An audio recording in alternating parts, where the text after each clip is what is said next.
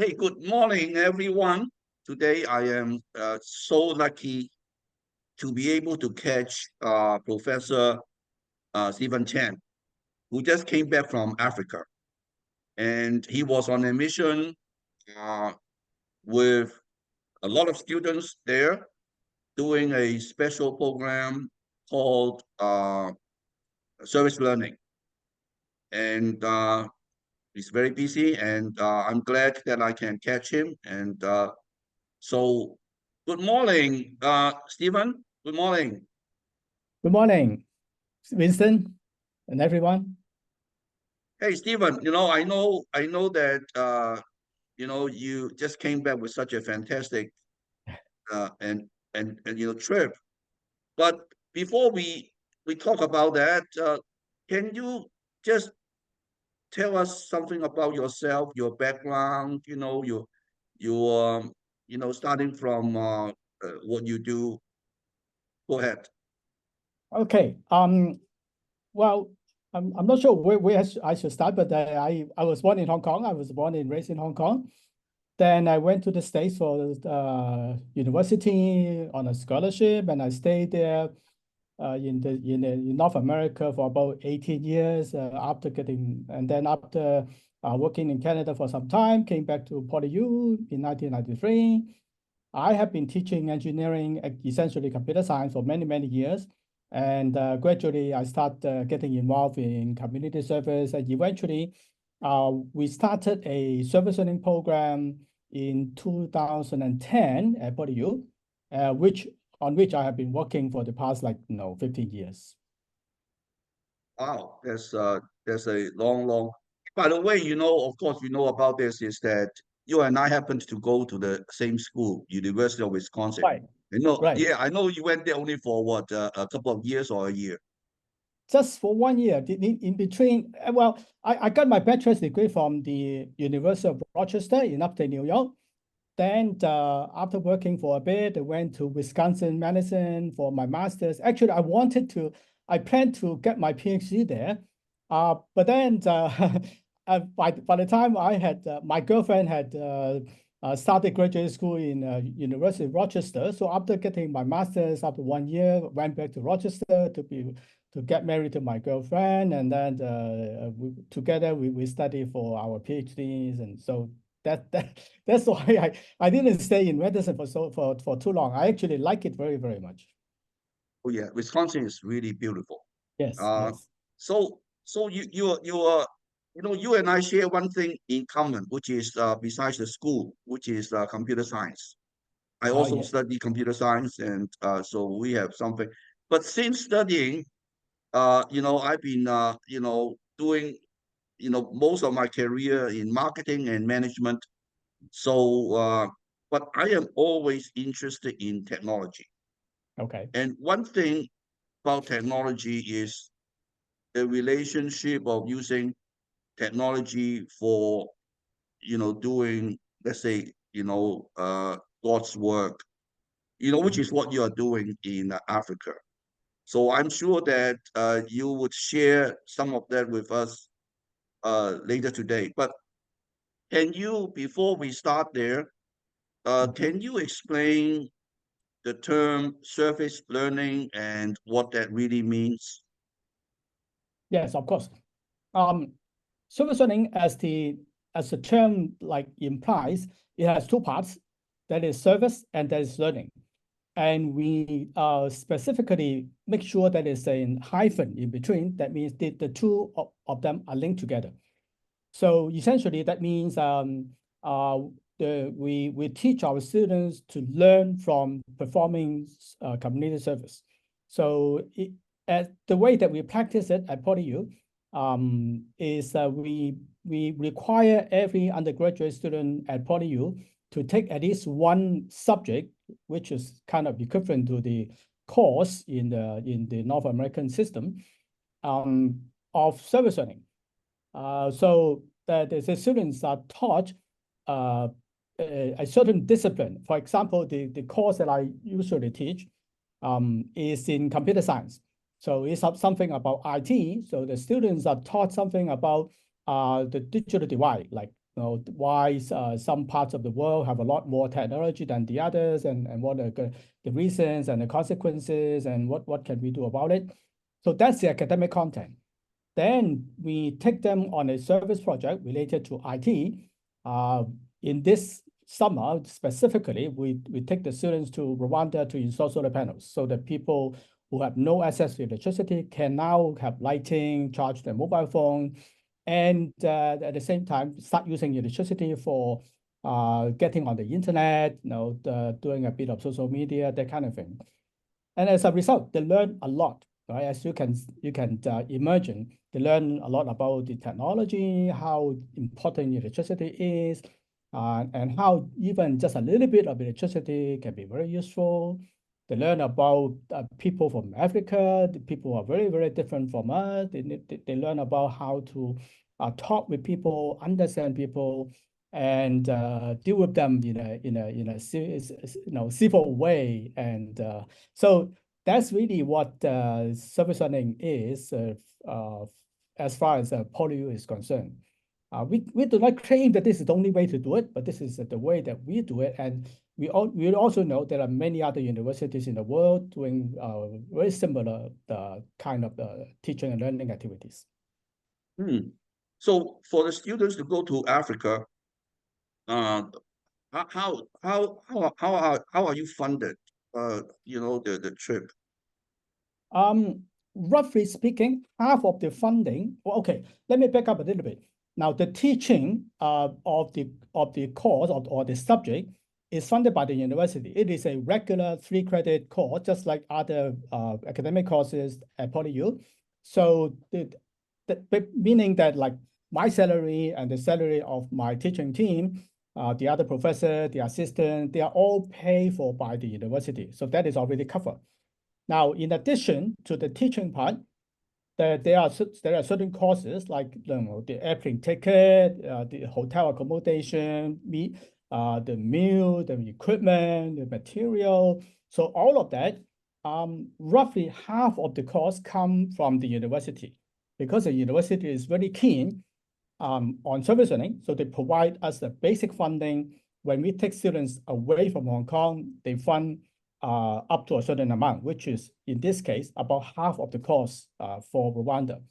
Now, the other half comes from a donation made by a very generous alumni of PolyU. He graduated in mechanical engineering many, many decades ago. He's very successful.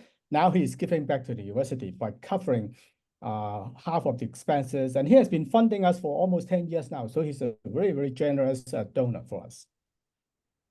Yeah, funding is so important to make something like this work. Now, why Rwanda? You picked that particular country. It's a very small country. Yes. It's almost in the middle of Africa, and then it's landlocked and so on and so forth. What's the motivation to pick this country? Okay. Well, we have to start with why we go to Africa in the first place. We didn't pick Rwanda specifically in the beginning. We didn't know very much about it when we got started.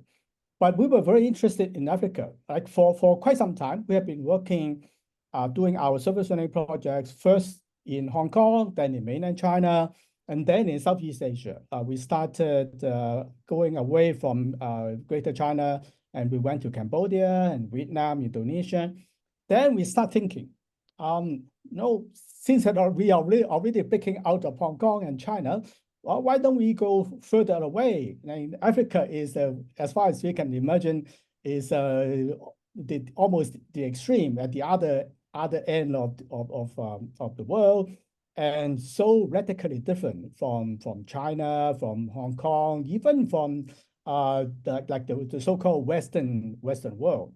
So we were very intrigued, and very few of us have ever been to Africa. We thought, okay, this would be an adventure. So we start looking at various possibilities, and we got into contact with an organization through our church contacts. And in fact, initially we wanted to go to Malawi, because we heard some great things happening in Malawi, and thought, okay, it will be interesting. But the organization somehow directed us to Rwanda. At that point, we didn't really understand, we didn't really know why, but after starting to go there, we think we understand better now. It turns out the organization, their branch in Rwanda is one of the, well, in fact, the most well-run division of the organization. And there are also many other reasons that we feel that it is a very good site for us in terms of servicing. Oh, yes. Hey, by the way, when I look at the picture, your background picture, Uh-huh. it shows a very nice uh, view. Can you Yes, describe the view, and did you just sure, take it sure. from Uganda? Yes. Now, it turns out this is a picture of the sunrise looking out from the balcony of the guest house that we have been staying at for this summer. The guest house is run by a bunch of Catholic nuns. So it's very clean, very tidy, very quiet. So we enjoyed it very much. And the balcony looks out towards the east. So if you get up like a bit early before 6 o'clock, that's what you get to see almost every day. So it's a very, very nice view. The sun coming up, it's a little bit hazy that adds to the color. That's a very good way to start a day, looking out from the balcony. Okay, all right. Yeah, I think this is such a fantastic view. I wish I could, enjoy myself. Now, can you describe your trip, how long a trip was, and then what did you achieve and what you got out from that in terms of number of students and so on and so forth? Okay, actually, it is the two trips for me this summer. In June, I went with a small team to go to Rwanda to prepare for the project. Because the main project consists of installing solar panels for 420 households. And basically, they are spread all over several villages across an area roughly 3 kilometers by 3 kilometers. There are no roads, no addresses, but there are some roads, but they are not like really identified. So we need to create a map of those 420 houses before we can do anything. So my small team, advanced team, went there to walk around, to walk over all of the houses, mark them on the digital map and create a map for the whole region. I believe that is the first digital map created for that region. And then we came back. We came back, and then in the middle of July, we went with the larger team. We stayed there for roughly 2 weeks. So the bulk of the work consists of installing solar panels, wiring the house, putting in LED lights and mobile phone charger. So we split the big team into very small teams, sending out, so that we tell them, okay, well, your team is responsible for these 10, 20 houses, your team is responsible for these 10, 20 houses, and then go and do the job. So that's really what we have been doing for 2 weeks. Oh, so only for 2 weeks, and Yes. then you accomplished everything. Yes, because we have quite a large team. This year, we have more than 100 staff and students from PolyU. We have a small number of students from some of our partner universities coming from mainland China, Philippines, and South Africa. We have 35 secondary school teachers and their students from Hong Kong. We have roughly 60-something local Rwanda students studying at a vocational school. So altogether, the team consists of more than 200 people. So we split them into a small team and then send them to do the work in parallel. That's how we can accomplish the installation of 420 houses in only 2 weeks. So the program only hosts like a summer trip. Is that right? Yes, it's for most of the participants, they spend 1 to 2 weeks over there. We kind of consider it as our offshore base. Like we have been working in Rwanda for more than 10 years now. We started in 2013 with a small team. I think only about 12 to 15 students, 2 professors, and we gradually grow. And we have been going there every year, except the for 1 year in the middle of COVID, we didn't go there. Otherwise, we have been working there continuously. Every summer, we bring a larger and larger team. In fact, this summer, we have another project, kind of a spin-off from the solar panel project, but it is a smaller project as a trial. And the idea is that since we know the country very well, we had a very strong partner, we can now bring in other teams and our partner universities, secondary schools, and to start to experiment with different combinations, different types of services. So it is really a base on on which we can carry out different activities. So I assume that you would continue doing this every year, or is there any plan for other countries or other projects? Okay, Rwanda is one of our bases. In fact, we have another 2 or 3 similar type of bases. One of them is in Cambodia, which in fact we have been working in Cambodia even longer. We started in 2010 in Cambodia. We also have quite a significant number of projects in Cambodia every summer. We have another base in Yunnan province, which we started about a year or so ago, which we also hope to build it up into a strong base. We are developing another one in the Philippines. So we have about 4 or 5 of these type of bases spread all over different parts of the world.